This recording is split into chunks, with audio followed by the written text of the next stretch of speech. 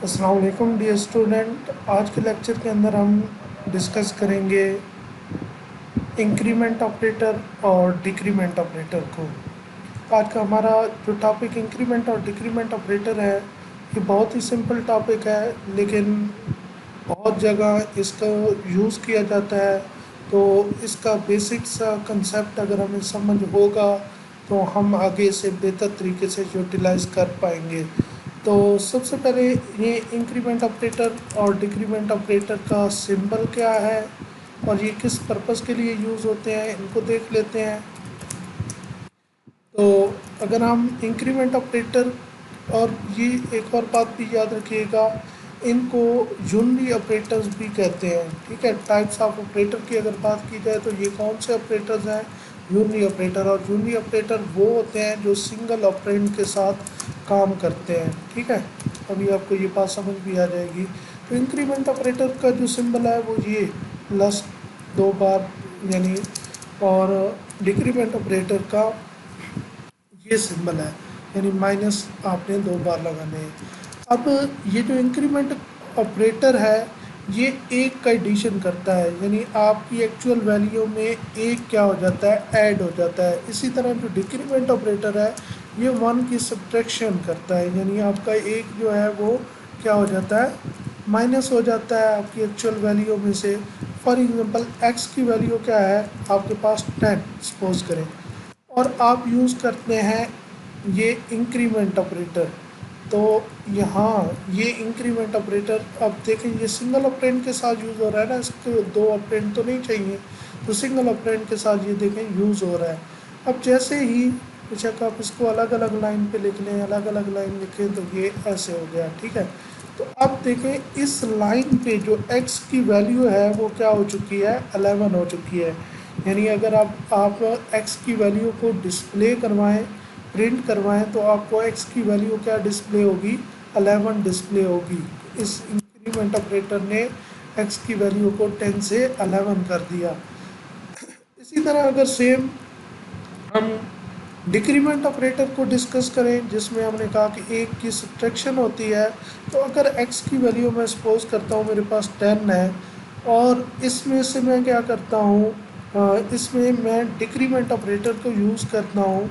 Decrement operator कैसे use होगा, decrement का सिंबल और वही सिंगल ऑपरेंड, जो भी ऑपरेंड होगा, x हो y हो, जो भी वेरिएबल हो आपने यहाँ पे लिख देना है।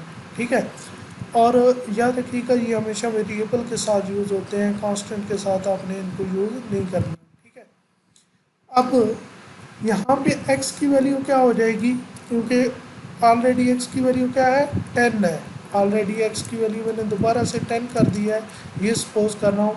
तो यहाँ पे जब डिक्रीमेंट होगा तो x की वैल्यू क्या होगी, 9। यानी अगर मैं प्रिंट करूँ x की वैल्यू तो क्या आएगी, 9।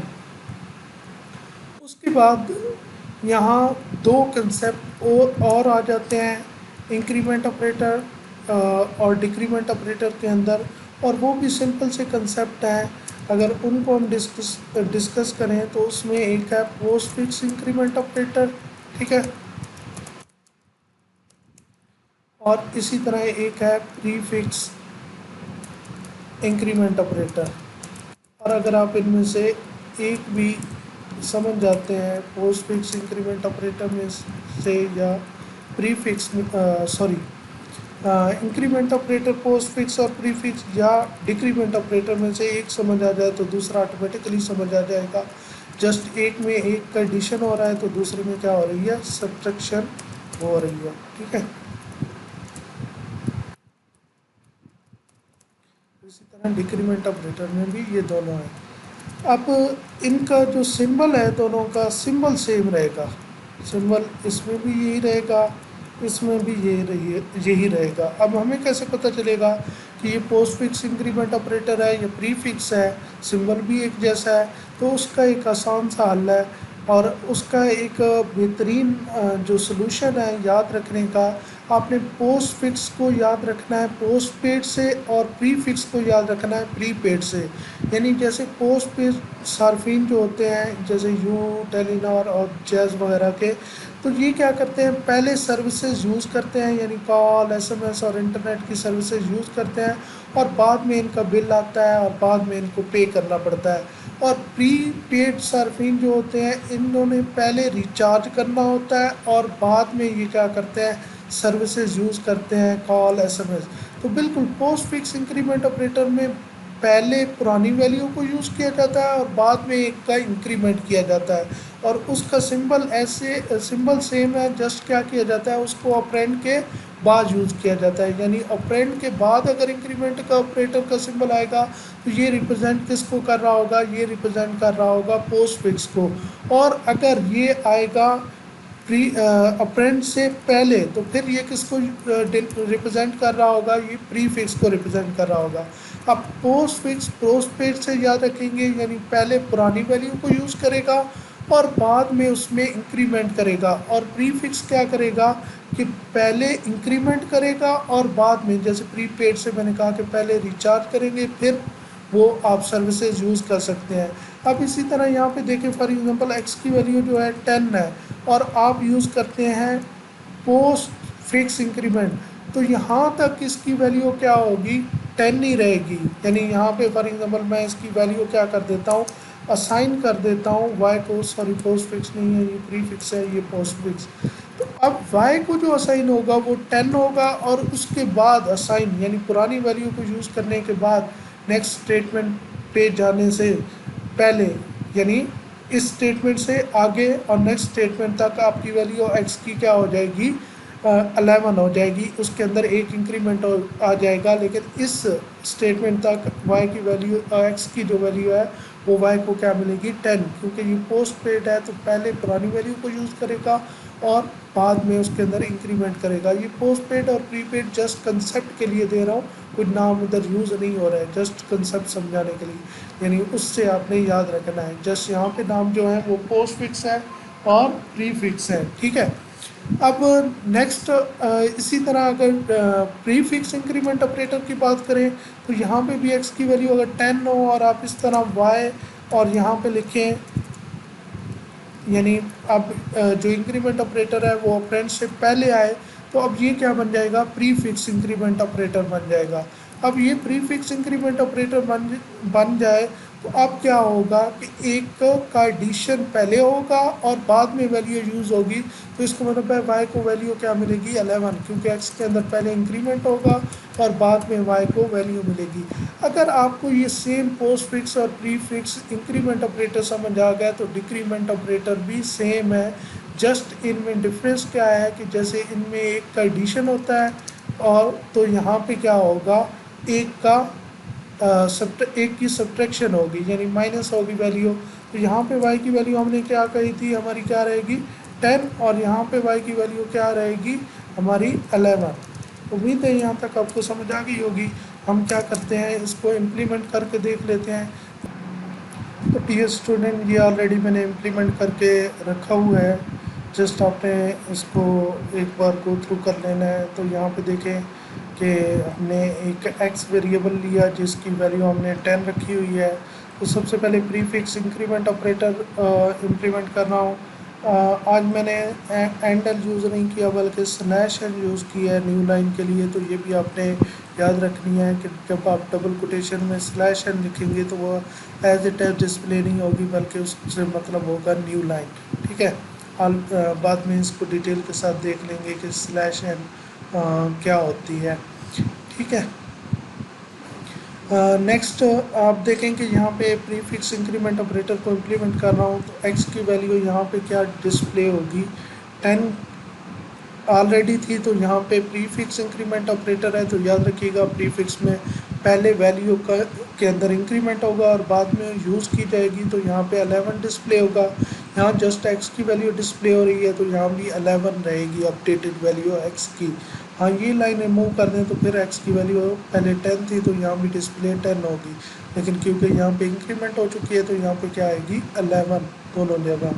अब देखें प्रीफिक्स डिक्रीमेंट ऑपरेटर को इम्प्लीमेंट किया, लेकिन उससे पहले याद रखिएगा मैंने एक्स की वैल्यू दोबारा 10 कर दी है। तो डिक्रीमेंट भी उसी तरह प्रीफिक्स है तो उसी तरह करेगा, पहले अपडेट करेगा। तो डिक्रीमेंट एक सब्ट्रैक्ट करता है तो 10 में से 9 हो जाएगा, 9 डिस्प्ले होगा, यहाँ भी 9 ही डिस्प्ले होगा। नेक्स्ट अगर आप देखें तो मैंने एक वाई वेरिएबल लिया है जिसके अंदर 10 वैल्यूज रखी है, और अब मैं पोस्ट फिक्स इंक्रीमेंट ऑपरेटर को इम्प्लीमेंट करने जा रहा हूँ। पोस्ट फिक्स इंक्रीमेंट ऑपरेटर में मैंने ये देखें जो सिंबल है इंक्रीमेंट का वो प्रिंट के बाद में लगाया है। तो अब यहाँ पे क्या होगा, पोस्ट पेड वाली बात याद रखिएगा कि पहले पुरानी वैल्यू यूज़ होगी और बाद में क्या होगा, इंक्रीमेंट होगा। तो इसके मुताबिक क्या होगा कि यहाँ पे 10 डिस्प्ले होगा और एक इंक्रीमेंट तो हो जाएगा, तो जब यहाँ पे डिस्प्ले करेंगे तो यहाँ पे वैल्यू क्या डिस्प्ले होगी, 11। ठीक है। इसी तरह डिक्रीमेंट पोस्ट में डिक्रीमेंट ऑपरेटर करें तो यहाँ पे 10 ही डिस्प्ले होगा। ठीक है। और उसके बाद एक इसमें से डिक्रीमेंट करेगा पुरानी वैल्यू को यूज़ करने के बाद, तो यहाँ पे क्या होगा, यहाँ पे 9 डिस्प्ले होगा। अगर आप इसके रिज़ल्ट देखें तो आपके रिज़ल्ट जो हैं वो बिल्कुल मैच करते होंगे जैसे हमने डिस्कशन की है।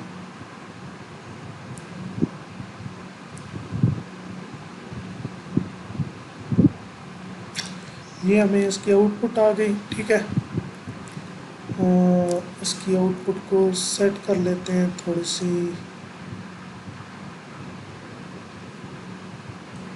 यहाँ स्लैश एन नहीं लगेगा।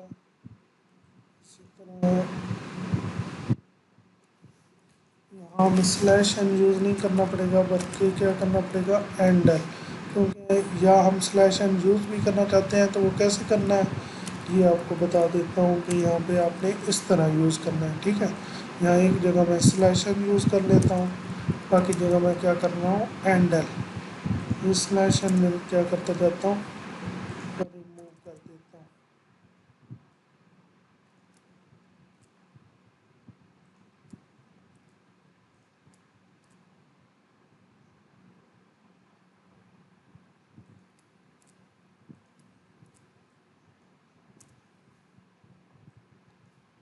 अब आप इसको चला कर देख सकते हैं। अभी भी ऊपर हमने एक जगह करेक्शन नहीं की। ठीक है। ये देखें, आप ये स्लैश एन वाला यहाँ इम्प्लीमेंट बेशक कर लें ताकि आपको समझ आ जाए कि अगर हम स्लैश एन एंड पे भी करना चाहें तो कोई इशू नहीं है इससे। ठीक है।